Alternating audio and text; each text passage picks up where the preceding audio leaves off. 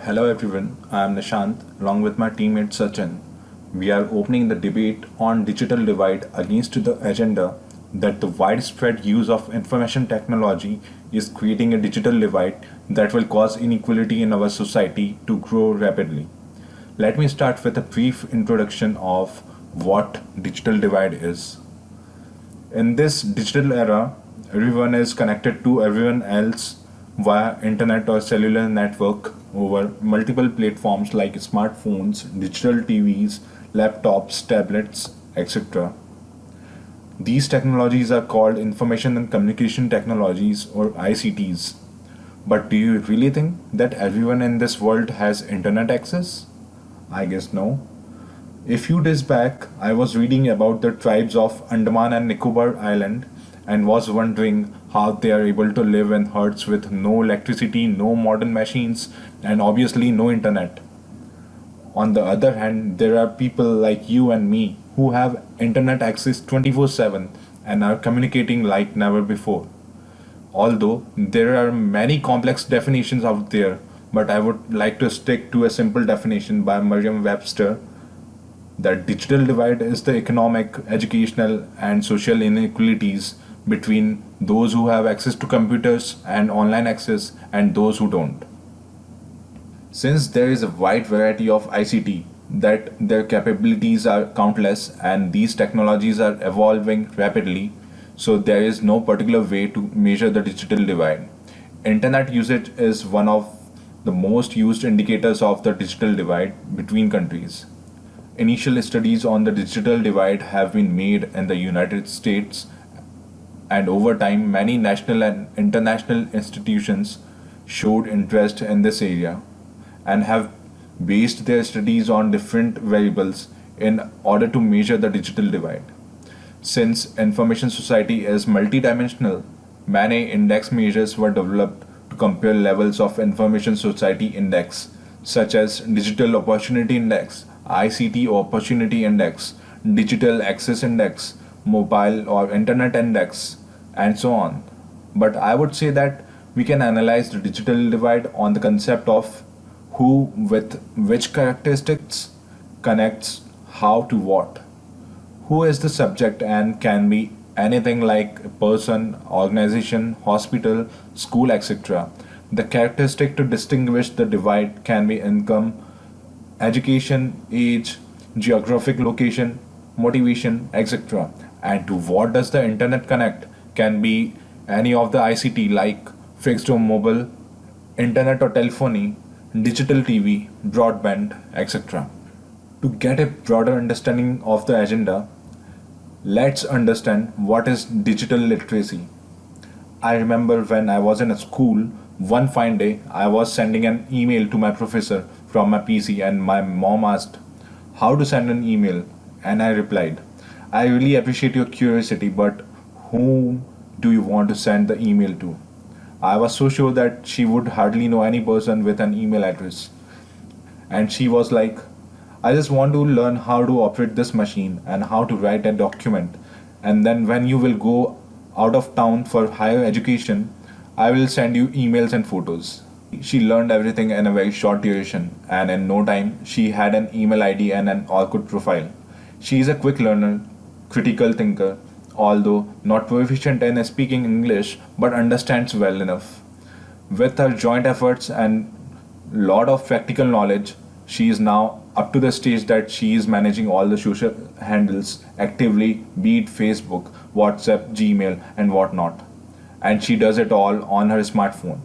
This is a classic example of digital literacy. To summarize, digital literacy is knowledge, skills, and behavior used in a broad range of digital devices such as smartphones, tablets, laptops, and digital PCs, all of which are seen as a network rather than a computing device. But digital literacy poses certain challenges. Everybody do not have access to computers like my mom had. So there must be some digitally active people around digitally illiterate people so that everybody can be digitally literate. This brings me to the next point, digital inclusion. Digital inclusion is a broader category which addresses the digital divide and digital literacy. Digital inclusion is a framework for accessing and considering the readiness of communities to provide access to opportunities in a digital age. Digital inclusion brings together high speed internet access, information technologies, and digital literacy in a way that promote success for communities and individuals trying to navigate and participate in the digital realm. There are three main aspects of digital inclusion: access, adoption, and application. Access is availability, affordability is designed for inclusion and public access. Adoption is basically digital literacy and consumer safety, while application is nothing but various activities like economic and workforce development, education, healthcare, civic engagement, and social connections, where digital literacy can be applied. Road to digital inclusion is joint force by communities and members. In order to achieve three pre-mentioned goals, many organizations have been formed. Public Library promotes digital inclusion in following ways: by providing free access to public access technologies like hardware, software, high speed internet, etc., in their communities, by providing access to range of digital content to their community, by providing digital literacy services that assists individual navigate, understand, evaluate, and create digital content using a range of information and communication technologies, by providing programs and services around key community need areas such as health and wellness, education, employment, and civic engagement, etc. Now, since we know what digital divide is and how we are continuously fighting to bridge this gap through digital inclusion, I would like to raise a question. Is digital divide causing inequality in society? I would argue that social stigmas like racism, sexism, corruption, etc. creates inequality in society and not this digital divide. Technology is in fact binding our society together and bringing people closer like never before. Several projects like Akash Ganga, Akshaya E-Center, Gyandoot are being run in rural areas of developing countries like India, which aims at digital inclusion. Let us have a quick look over major events and the short history of digital divide. The terminology digital divide was first cited in an article in Los Angeles Times in 1995, although internet sectors started growing in 1995, which marks the beginning of so-called the dot-com bubble. Year 1996 saw a tremendous boom in stock market. UNESCO saw a huge potential in World Wide Web, and hence in 1998 UNESCO felt the need of communication technology and how it could be used for distant learning.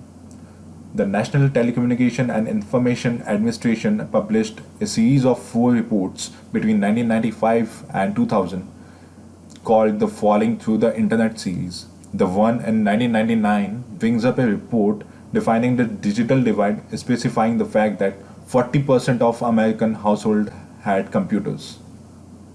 The Department of Education's Community of Technology Centers, or CTCs, received a funding of $65 million for computers, internet access, and other related educational services.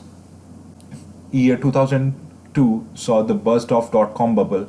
Due to the crash, 29 to 44% Americans went offline, and few of them even refused to trust internet again. Despite this, weblogs and RSS gained rapid acceptance. Online presence went high by 23% among Americans in 2003, but there was still a gap of about 50% reported in 2005.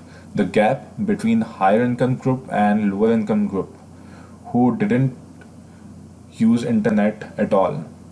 But the internet kept on growing, and in 2009, internet penetration has already grown by 400% since its advent. 2010 saw the huge leap in the coverage of third generation internet or 3G, with accessible to 147 nations. Interestingly, mobile broadband penetration has reached 47% worldwide in 2015. This brief history again speaks about how quickly the digital divide is being filled.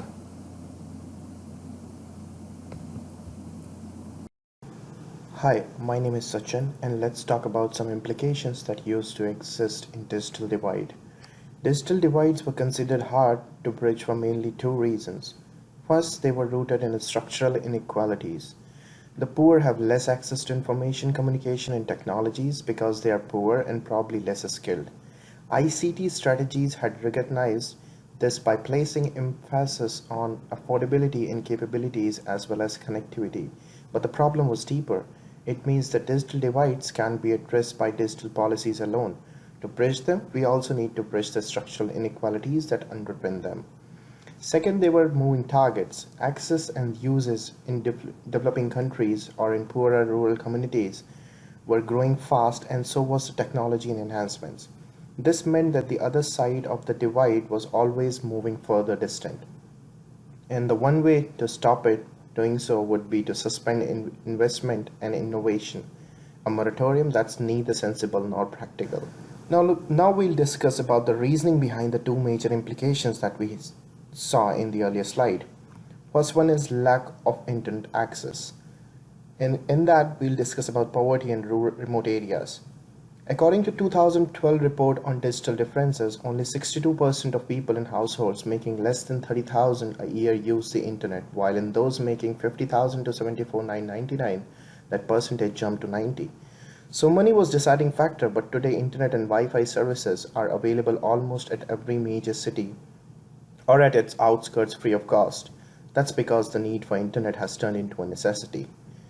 According to World Bank economist Christian Zenwi Guang, the research in which has been reported in IC4D06 report covering 20,000 remote firms from 26 different sectors in 56 poor and developing countries showed businesses that use ICT, which means phone, PCs, and emails, were more intensive and were productive, growing faster, investing more, and were profitable. This study includes many small and medium enterprises, so the lack of internet is no longer cause for holding back digital world up to some extent.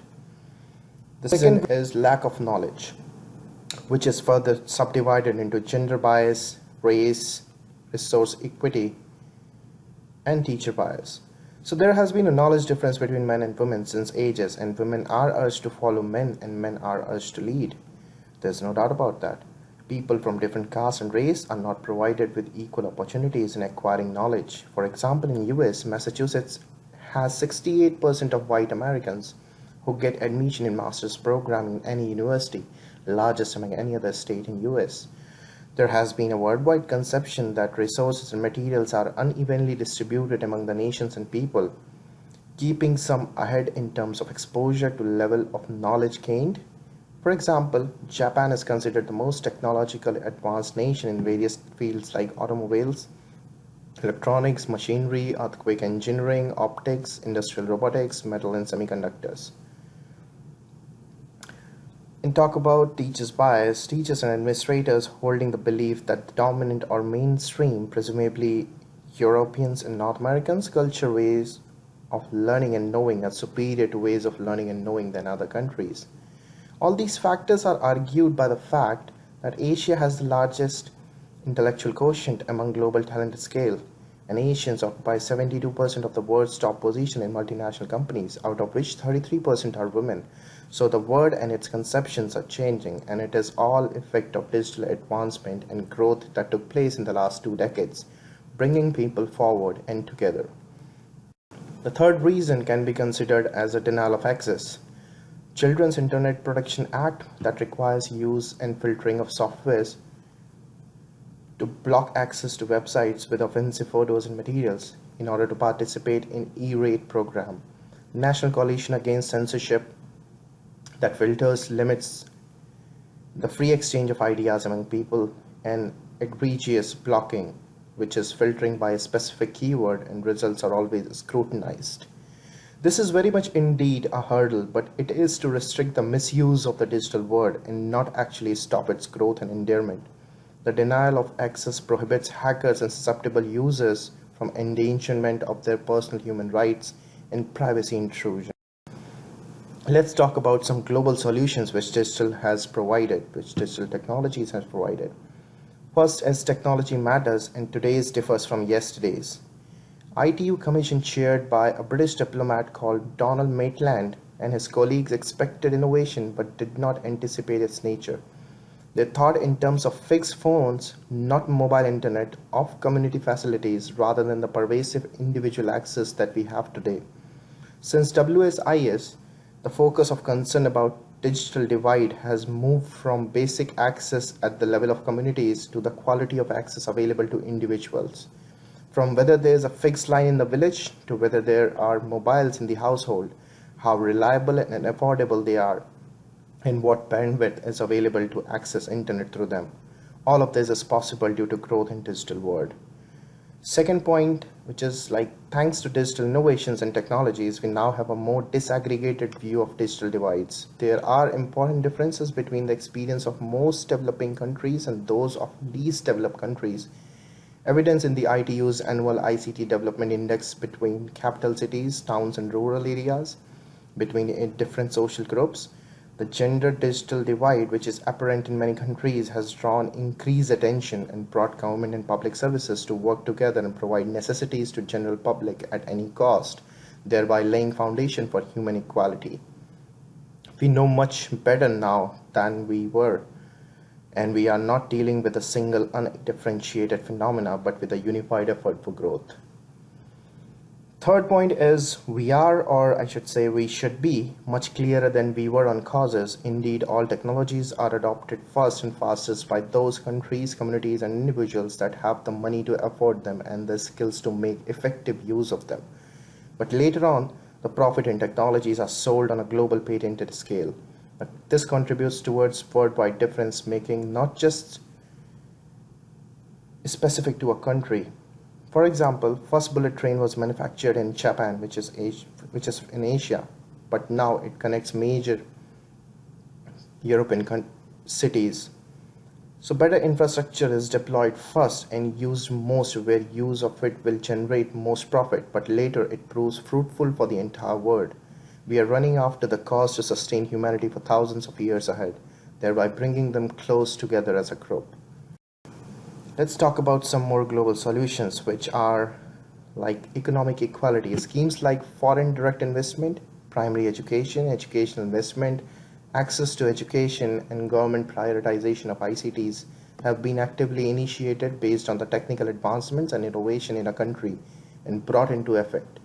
And they have resulted in GDP growth across the globe, proving to be a building block for the global economic solution. Second is social mobility. Internet use has taken place overwhelmingly among upper income, educated, and urban segments of classes. This in turn has connected people as social group and increased their productivity.